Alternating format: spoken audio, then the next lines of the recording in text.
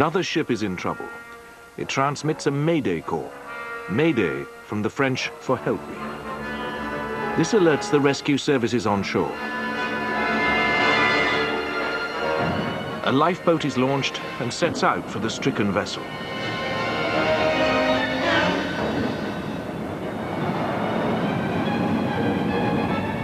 Air-sea rescue helicopters are deployed and the crew are winched to safety.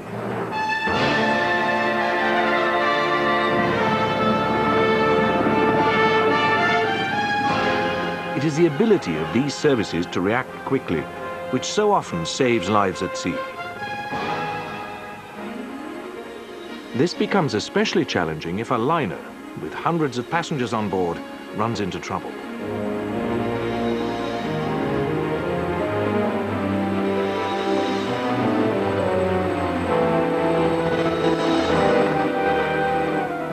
Passenger liners have always had a romance about them, and much publicity surrounds such a ship from the moment it is launched.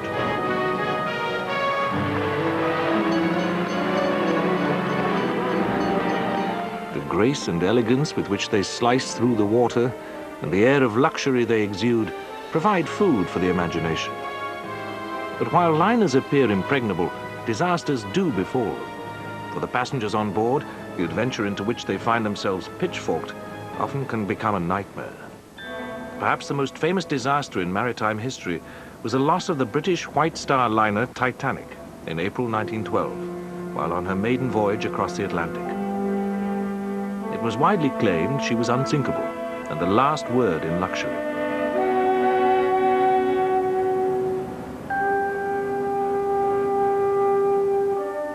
But on her maiden voyage, the Titanic met her end in the North Atlantic off Newfoundland after striking an iceberg.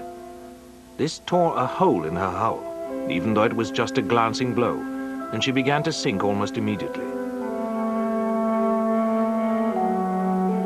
Luckily, another liner, the Cunarda Carpathia, was in the vicinity and picked up the Titanic's distress signals. She managed to rescue 703 passengers and crew and take them to New York, but 815 passengers and 688 crew perished with the ship. Part of the reason was because the liner had too few lifeboats. It was as a result of this disaster that the International Convention for Safety at Sea was brought into effect the following year. Yet this did not stop disasters from occurring.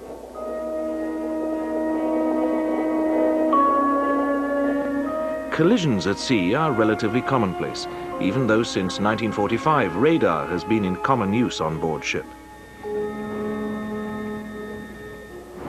One fatal collision involved the Italian liner Andrea Doria. She was launched in 1953 to mark the post-war rebirth of Italy's merchant fleet and was seen as a symbol of the country's recovery from the ravages of the Second World War.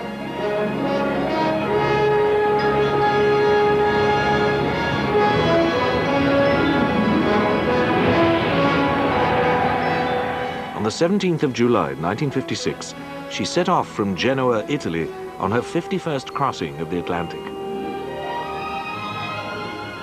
The 1,100 passengers on board delighted in what the Andrea Doria had to offer. 9 days later, the liner entered a fog bank as she approached Nantucket Lightship at full speed, prior to entering New York Harbor. Later that night, another ship was located on Andrea Doria's radar screen. It appeared to be on a collision course, but the liner's captain reckoned that the vessel would pass to starboard. Even so, the foghorn was continuously sounding. Suddenly, lights were seen heading directly towards the liner. She tried to take evasive action. It was too late. The bows of the Swedish vessel Stockholm tore into her side, and Andrea Doria immediately began to take in water, which caused a heavy list. At once, her captain transmitted an SOS call, but fearing a stampede by the passengers, did not order abandon ship.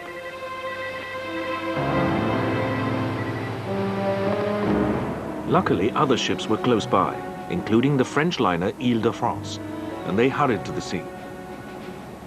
In spite of her damage, the Stockholm played her part in the rescue. as did helicopters. These and the ships brought all but 47 of the passengers and crew to safety. Nothing, however, could be done for the stricken Andrea Doria.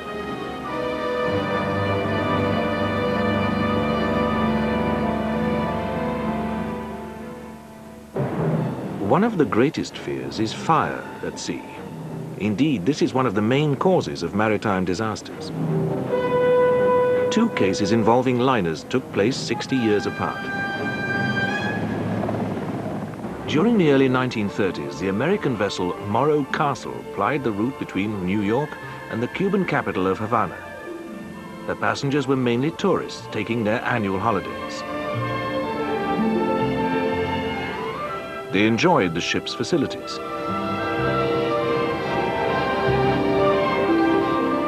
As for Havana, this was a holiday maker's paradise in those days. Its people were warm-hearted and welcoming. Prices were cheap.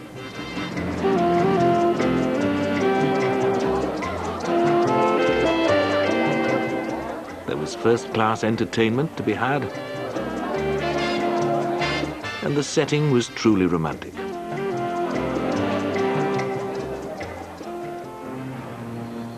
Early on the 8th of September 1934, while Morro Castle's passengers caught up on sleep prior to arrival at New York, a steward saw smoke coming from a locker which contained stationery and blankets. He was unable to put the fire out and reported this to the bridge. More crew members struggled to prevent the fire from spreading, but it was a losing battle and panic began to set in. But not until 40 minutes later was a mayday transmitted. Some lifeboats were launched, but others jammed on the davits. 137 people could not therefore escape and perished. What was bizarre about this drama was that it took place just 6 miles off New York's Asbury Park. A large crowd of spectators gathered to watch, and some of the Morro Castle's lifeboats landed there. Indeed, the stricken vessel herself eventually beached here, her blackened and twisted frame bearing testimony to the disaster she had suffered. Another ship to suffer a serious fire was the ill-fated Italian cruise liner Achille Lauro. She first hit the headlines in October 1985, when she was hijacked off the Egyptian coast by 4 Palestinian terrorists. 1 elderly American passenger was killed, and the others were in fear of their lives.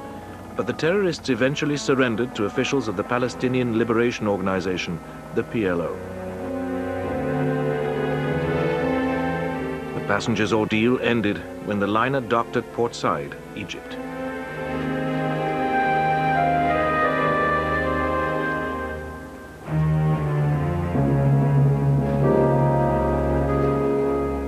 The terrorists were, however, later arrested by the Italian authorities after US fighters forced the airliner taking them to Tunisia to land in Sicily. Nearly 10 years later, at the end of November 1994, the Achille Lauro was on a cruise from Italy to South Africa. A fire broke out in her engine room while she was in the Indian Ocean. By this time, 2 international sea rescue coordination centers had been set up in Britain and Norway. These initiated a rescue operation before handing control over to the Italian authorities. A number of ships were directed to the burning liner. They managed to rescue all but 2 of the people on board.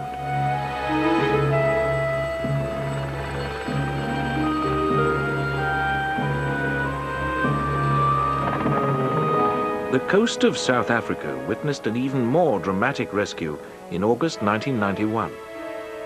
The Greek cruise ship Oceanos suffered a flooded engine room in rough seas and lost power. It soon became clear that the ship was in mortal danger. Some people took to the lifeboats, others to the water. The remainder stayed in the hope of being rescued from the liner. A massive helicopter rescue mission was mounted.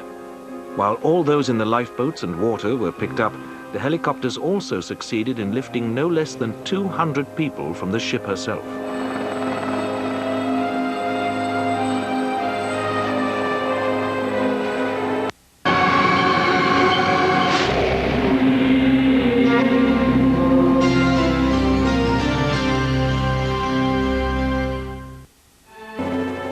No lives were lost, with the last person on board being lifted off just 90 minutes before the Oceanos plunged to the bottom of the sea.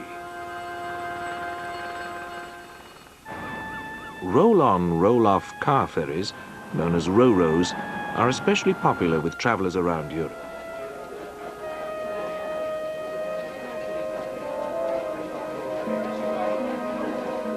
But in recent years there have been two disasters involving ro-ro ferries. The first was the loss of the British ferry Herald of Free Enterprise, which capsized as she was leaving the Belgian port of Zeebrugge on the 6th of March 1987. The port authorities acted with commendable speed.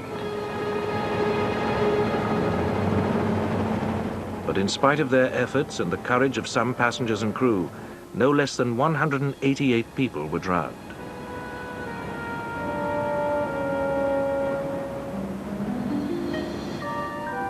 The truth was that it all happened so quickly that those who perished never had a chance.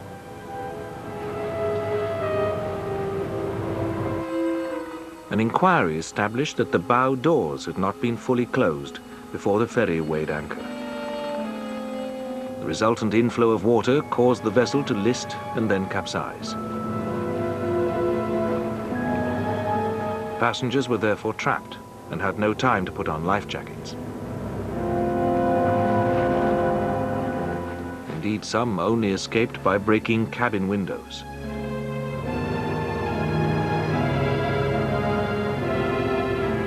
It was a terrible tragedy.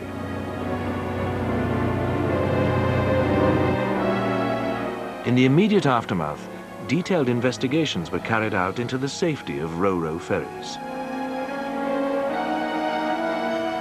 All bow doors were checked, modifications proposed, and safety regulations revised. But this was not enough to prevent another disaster 9 years later.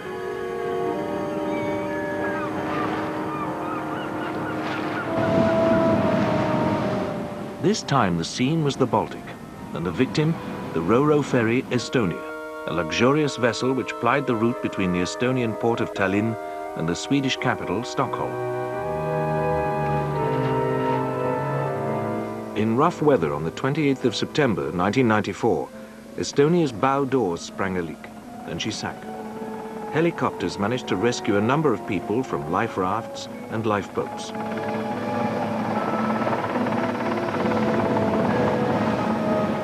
Some were in the water for up to 12 hours before they were winched to safety.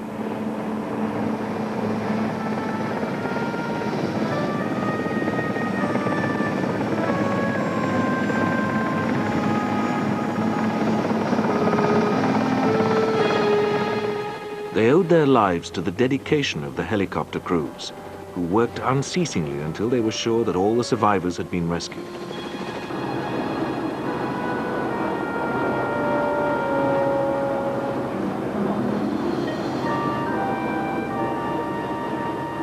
But many waited in vain for their loved ones and friends. Indeed, some 900 of those on board perished. Yet in spite of these disasters and others which have occurred from time to time, travel by ship is very safe, and the cruise is an increasingly popular form of holiday. For sunshine, sea air, and a wide range of onboard activities provide the perfect way to relax.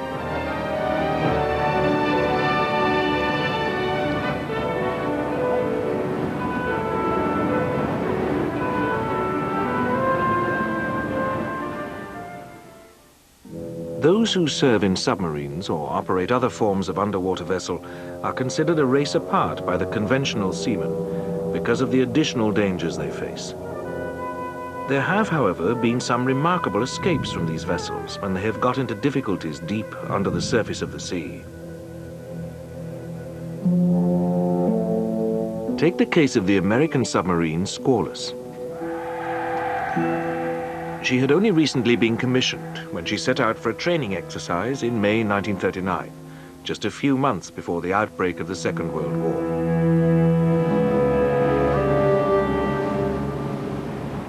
Part of the exercise involved carrying out a routine dive. But during it, one of the submarine's hatches sprang a leak, and the vessel plunged 240 feet to the seabed, but managed to transmit a mayday to base.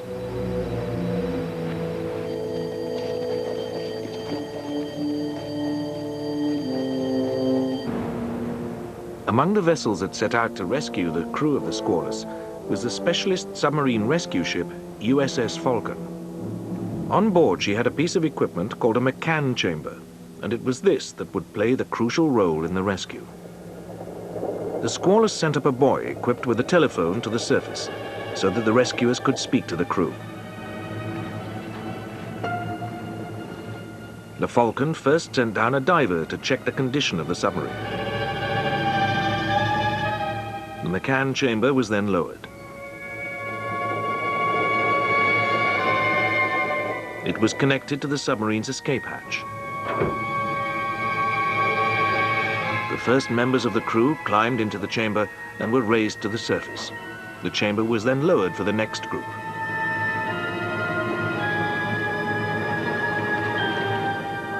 On shore, the families of the submarine's crew waited anxiously for news. Those on board had patiently to await their turn, but their discipline and training kept them calm.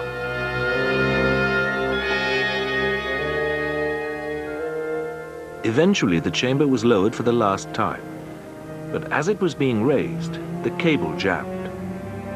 A diver was sent down to investigate. The crew of the Falcon were then forced to raise the chamber by hand, and finally, it reached the surface. All 59 crewmen had been saved. As for the Squalus, she was salvaged. Refurbished, she was renamed Sailfish. Sailfish was to operate unscathed in the Pacific throughout the Second World War. The deepest underwater rescue ever involved the British submersible Pisces 3. This was being used for cable laying when it sank to a depth of almost 1,600 feet, while 150 miles southeast of Cork in the Republic of Ireland on the 29th of August 1973. A specially designed recovery vessel and other submersibles were used in the rescue operation, which lasted for 70 hours. It was successful, and Pisces was brought safely back to port. Roger Chapman and Roger Mallinson, the two men on board Pisces 3, never doubted that they would survive their ordeal. During the two world wars, the submarine was a major threat to surface ships.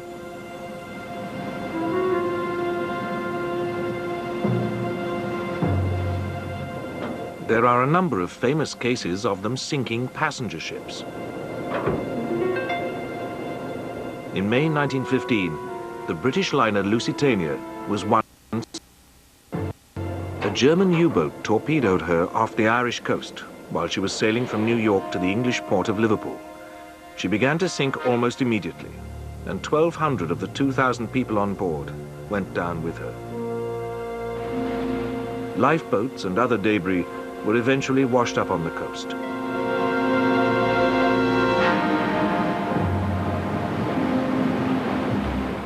The survivors themselves were landed at the Irish port of Cobh, then a British naval base. On the 3rd of September 1939, the very day that Britain and France declared war on Germany, another German U-boat sank the liner Athenia near the Hebrides off Scotland's west coast. This time, the majority of those on board survived and were taken to the Scottish port of Glasgow.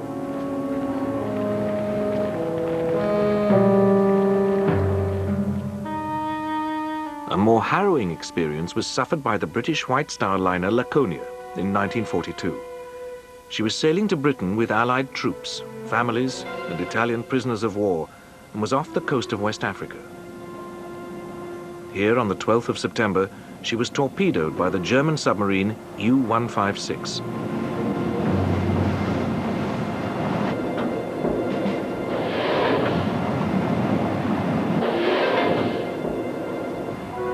She sank within 50 minutes, but some 1,600 people managed to escape before she went down. 400 survivors were taken on board the U-boat. Werner Hartenstein, the U-boat's skipper, signaled for help, and 2 other U-boats in the area converged on the scene and helped to take lifeboats in tow. But an American B-24 Liberator forced them to abandon the survivors. Eventually, Vichy French warships arrived and took some survivors to the Senegalese port of Dakar. 2 boats, however, managed to make a landfall on their own, although most on board were no longer alive. The epic struggle to save the American vessel Flying Enterprise at the end of 1951 is one of a number when captains have been determined not to give up their ships for lost. In this case, Captain Kurt Carlson was in the end defeated by the elements after a 13-day battle to get his vessel towed to a British port. Even so, his valiant efforts earned him the admiration of many millions of people.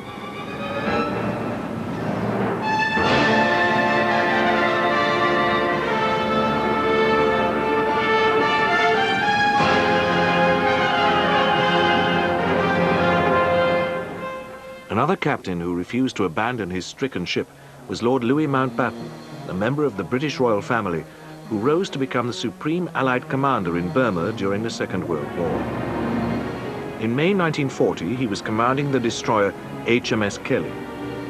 She was torpedoed off the Dutch coast by a German U-boat. Kelly lost all power and suffered severe casualties. A sister destroyer took her in tow, and Mountbatten had his wounded and all except 18 of his crew transferred to another vessel. During the next 4 days, Kelly and the vessels with her were subjected to numerous air attacks and won by German torpedo boats.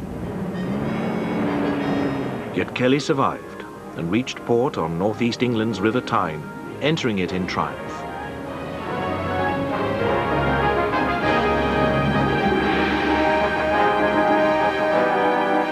She would live to fight another day under Mountbatten, but sadly met her end after being dive-bombed off the Mediterranean island of Crete in May 1941. In the Pacific, too, the greatest threat to warships was from the air. Aircraft carriers were especially vulnerable, as the American carrier Franklin discovered when her aircraft were attacking the Japanese mainland in March 1945. In the midst of these operations, she was attacked by Japanese kamikaze, or suicide aircraft.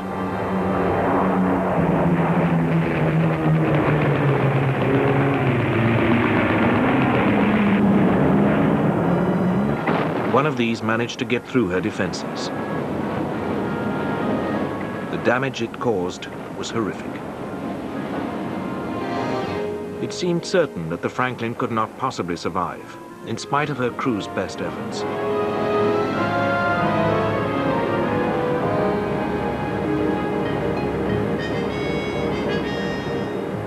But they refused to accept this and set about doing makeshift repairs.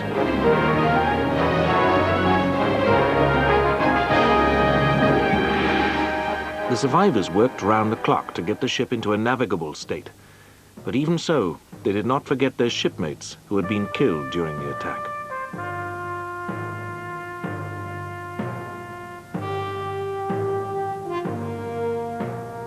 The battered ship then set off for the forward fleet base at Ulithi, 1,300 miles away. She made it, and finally her crew could relax. The Franklin was truly a ship which refused to die. Around the world, on any given day, there are literally thousands of ships at sea. Almost without exception, they will reach port without incident, thanks to the skill of their crews. For their life is the sea. They know its challenges and face them firmly and squarely.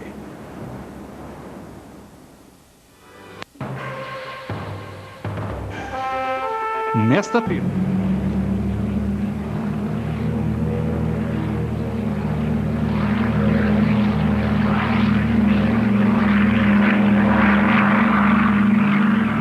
Air accidents like this are the exception rather than the rule, and more often than not, those on board come to no harm.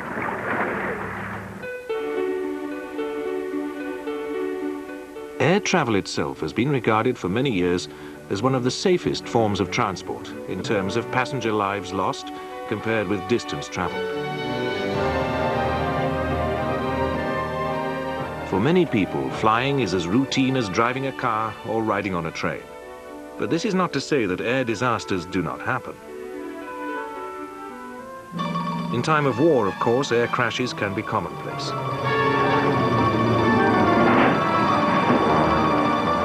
Exhausted crews landing badly shot-up aircraft provided a spate of casualties during the Second World War.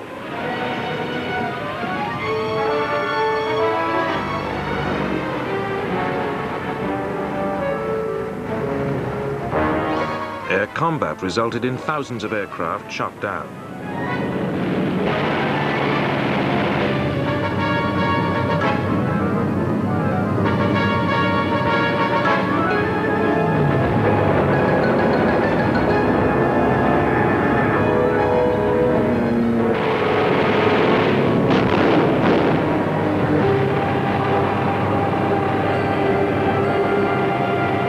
Many air crewmen did, however, survive these disasters thanks to their parachutes. Modern fast jet aircrew have ejector seats, and these have successfully operated at remarkably low levels. During the Second World War, however, 2 men had remarkable escapes after their aircraft had been fatally damaged. In both cases, they jumped from high altitudes without a parachute.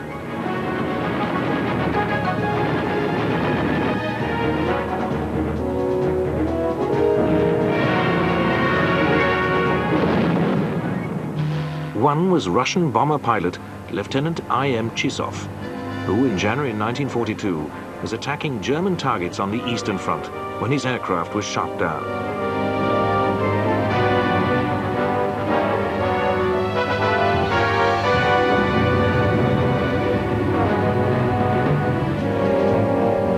He jumped from 22,000 feet into a snowy ravine. Although he suffered a broken pelvis and spinal injuries, he made a full recovery.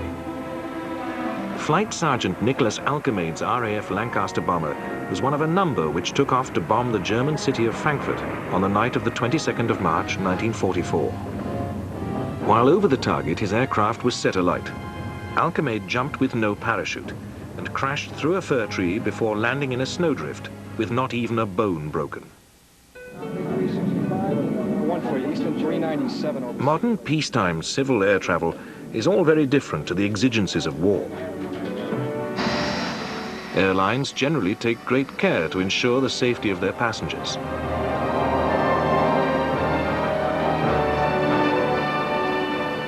Rigorous maintenance and safety checks are regularly carried out to ensure that their airliners are airworthy at all times. These checks use sophisticated technical aids to detect faults.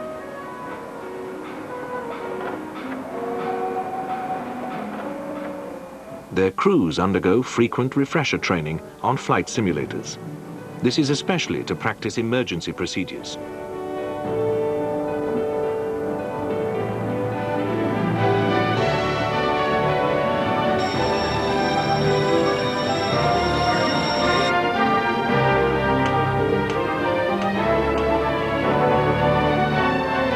The crew's performance is closely monitored. Using remotely controlled aircraft, aviation authorities sometimes go to the extreme of setting up real air crashes.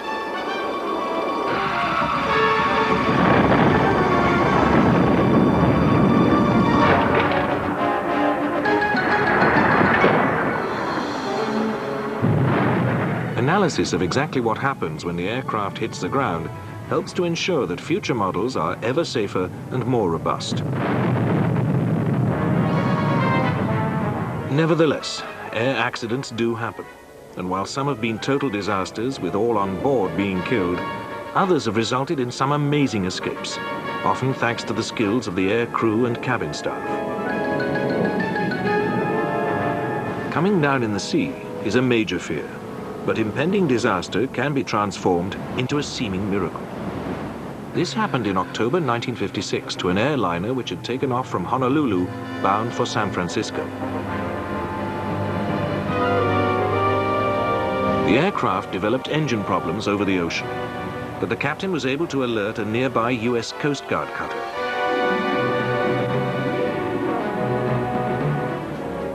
The two captains agreed that the aircraft should ditch by the vessel once the dawn came. The aircraft therefore circled for the remainder of the night. The cutter continually marked its position with flares.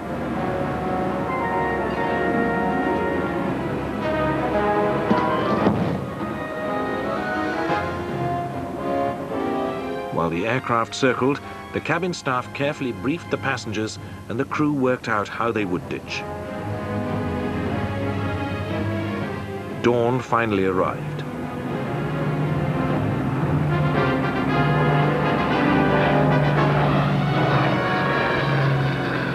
The pilot made last-minute preparations in conjunction with the Coast Guard cutter.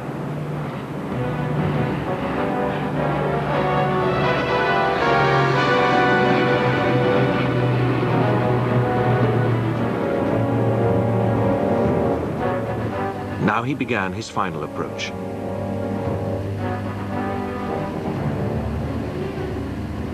He executed a near-perfect landing on the sea, although the aircraft was damaged.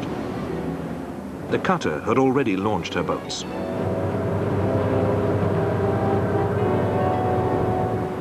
Even though the aircraft had broken its back, it remained afloat long enough for all on board to be rescued.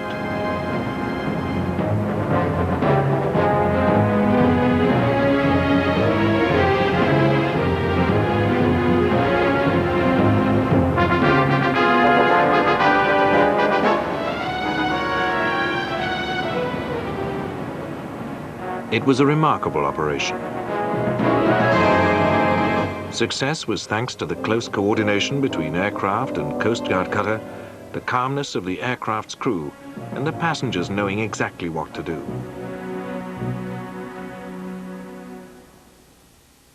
Weather also plays its part, especially in winter, when ice can freeze the aircraft's control surfaces. In February 1957, New York's LaGuardia Airport was wrapped in snow. Round-the-clock efforts were made to keep the airport open. Yet passengers calmly booked in for a flight to Miami.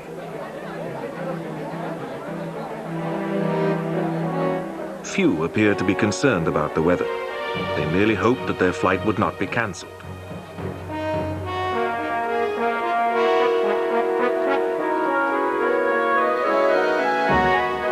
Meanwhile, the airport staff was struggling to keep the runways clear. The passengers duly boarded and the aircraft prepared to depart. Runway clear for your takeoff, over.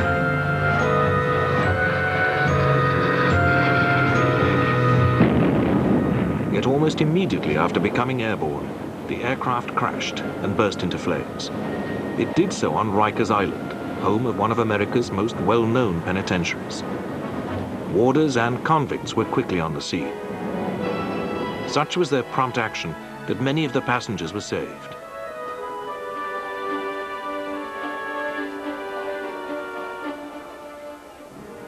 The following year, a similar disaster befell one of Britain's leading football teams, Manchester United, as they set off for home from Germany after playing Munich in the European Cup.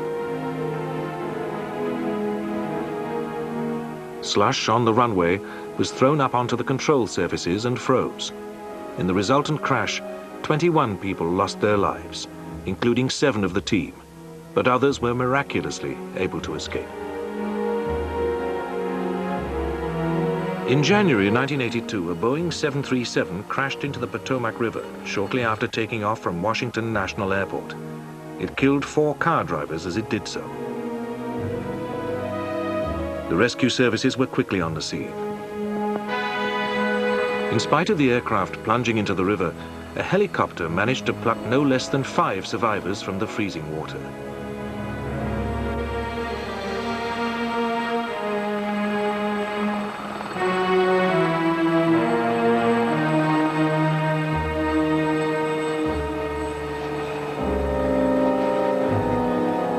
A 6th person owed her life to the courage of a passerby who plunged in without thought that he was risking his own life.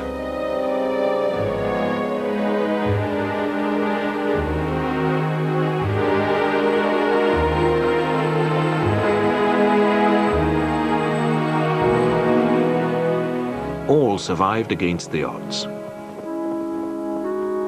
It was pilot skill which saved the lives of all on board this MD-80 airliner. It had lost power in both engines just after taking off from Stockholm, Sweden, on the 27th of December 1991. The pilot executed such a remarkable crash landing that everyone survived, and most passengers were able to walk away from the wreckage. Enormes monstros. Crash landings is a landing gear failure. This is detectable through warning lights coming on in the cockpit.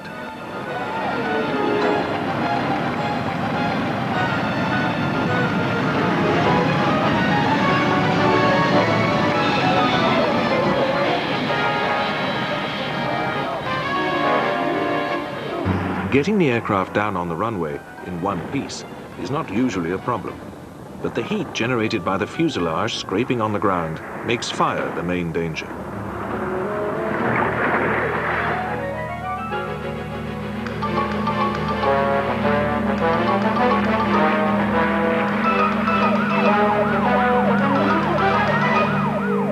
In order to reduce the fire risk, the pilot will therefore try to use up as much fuel as possible before landing. Then, once the aircraft has landed, the passengers are speedily evacuated through the use of emergency escape chutes.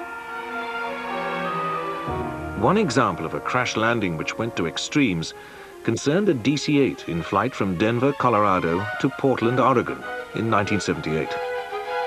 Concerned that he had a landing gear problem, the pilot circled Portland Airport, but miscalculated his fuel. His tanks ran dry as he was making his landing approach, and the aircraft came down in a wooded and populated area. Yet all but 8 of the 189 passengers survived, even though the aircraft had cut a 1-mile swathe through the trees as it came down.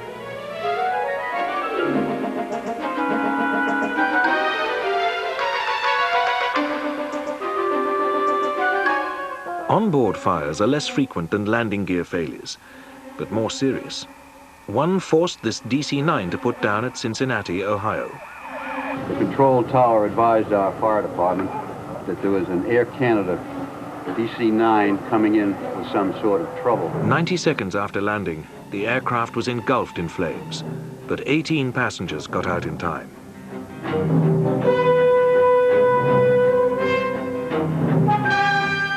A survivor pinpointed a major problem.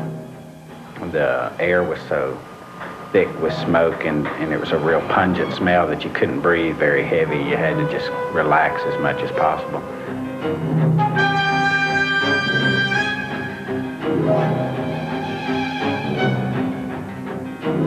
No one would have survived if the crew had not followed the correct emergency procedures.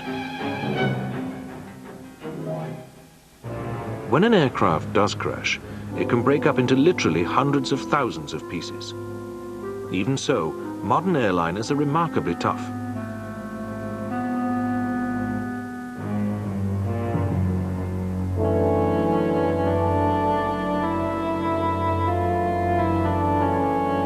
Take the case of a Boeing 747 which took off on a routine flight from Taiwan to the United States in February 1985.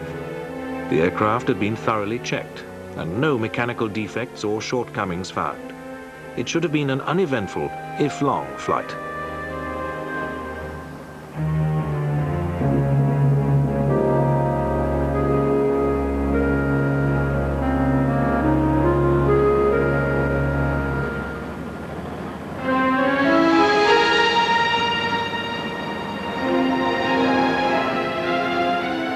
After flying for some 10 hours, the 747 began to behave in a strange manner, and soon all 4 engines had failed.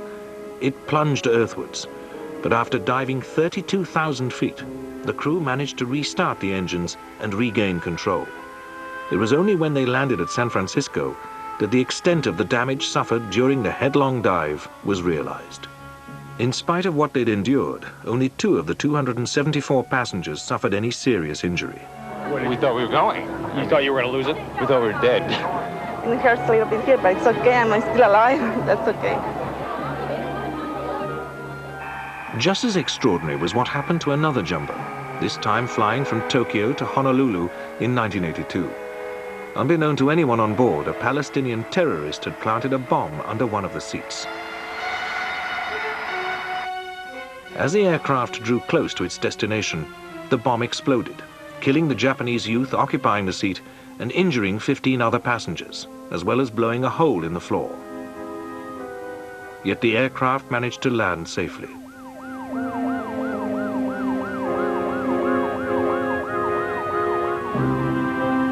Many passengers seemed unconcerned over what had happened, as the injured and the body of the dead Japanese youth were rushed away.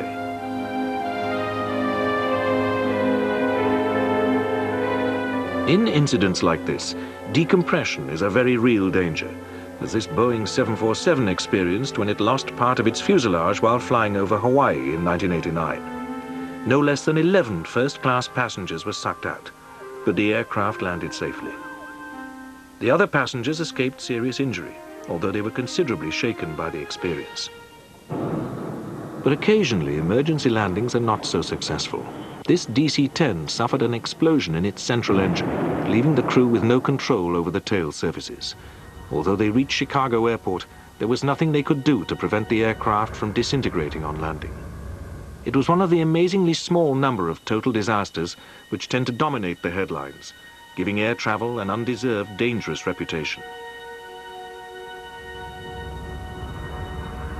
Corrosion and metal fatigue, though, will affect an aircraft in time if they are not properly monitored. This was experienced in dramatic circumstances by the passengers and crew of a Boeing 737 on a Hawaiian inter-island flight. Luckily, the passengers still had their seatbelts fastened, and only one flight attendant was sucked out of the 18-foot-long hole which suddenly appeared.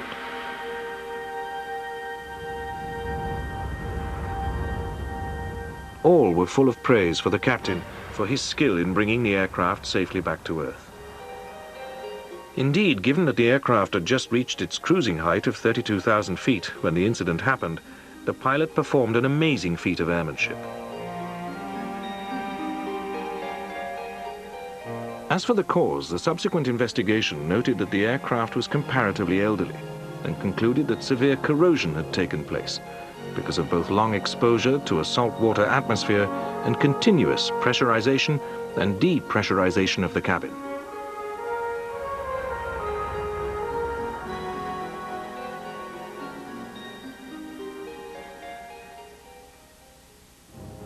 Crises, when they do occur in the air, can vary from a few hours to a matter of minutes or even seconds, as the crew of this Soviet Tupolev 144 discovered at the Paris Air Show in 1973. Sadly, none of them survived.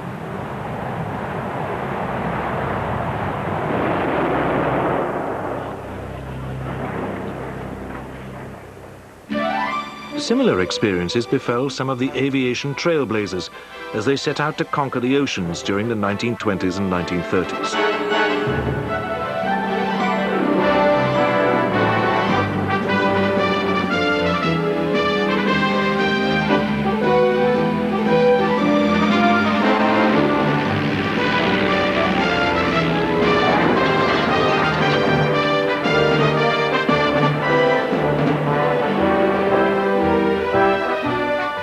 The two pilots escaped without injury, but even luckier was Great War French flying ace René Fonck, who took off from New York in September 1926 to fly the Atlantic.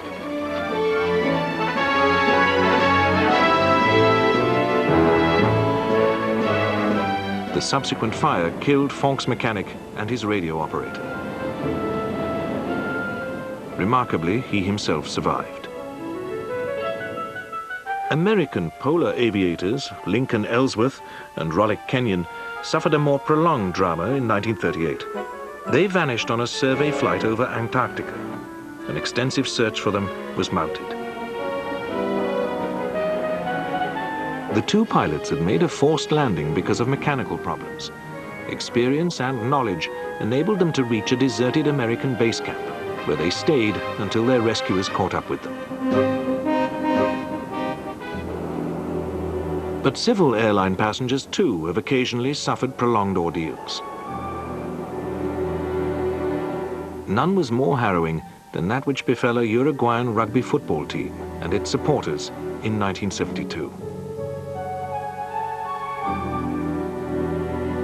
They were flying to Santiago in Chile for a rugby match when their aircraft vanished in the bleak Andes Mountains. Some 30 passengers and crew survived the crash, although some were badly injured. They settled down to await rescue, but extensive air searches could not locate them.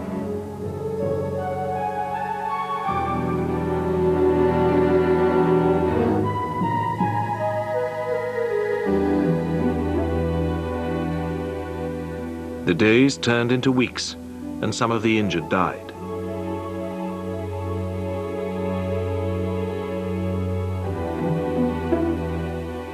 The remainder realized that they were becoming weaker. There was only one answer. 2 of the fittest men set out to seek help.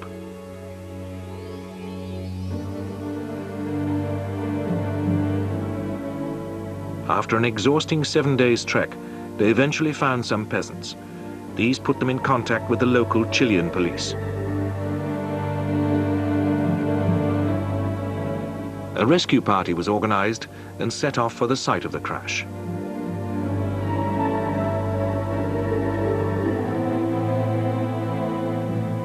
The 2 survivors accompanied the rescue party, but so remote was the crash site that Chilean army helicopters had to be used to evacuate the remaining survivors.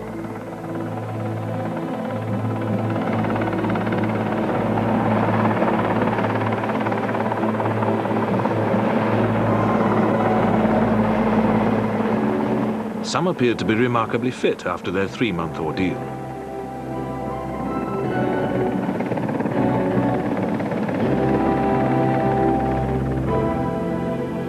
For others, rescue had come just in time. When the survivors returned home to Uruguay, their loved ones, who had never given up hope, were there to welcome them.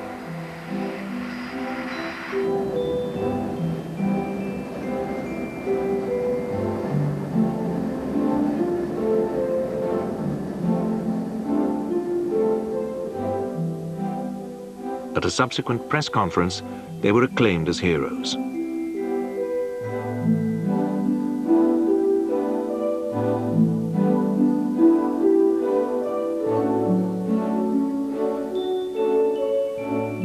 Certainly their survival had been against all the odds. Yet they shared an awful secret, one that was only to be revealed months after their rescue.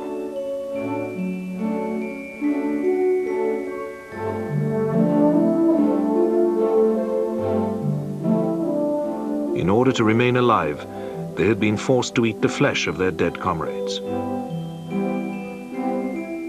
It was hard for them to live with this, especially when all around them was unconfined joy.